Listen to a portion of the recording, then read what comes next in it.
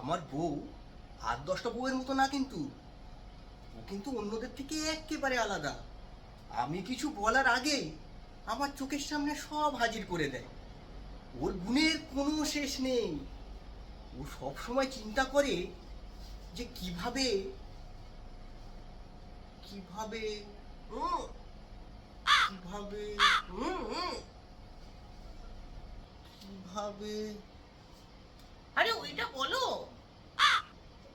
কিভাবে তুমি আজকে করলে বলো তো? প্রতিবেশীর সামনে আমার সমস্ত মান সম্মান তুমি ধুলায় লুটিয়ে দিলে। এটা কি ঠিক করলে বলো?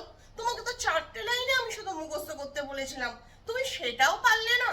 তোমাকে বলতে হতো যে ও সব সময় চিন্তা করে আমাদের কিভাবে হ্যাপি রাখা যায়, তোমাদের সুখেই আমার সুখ।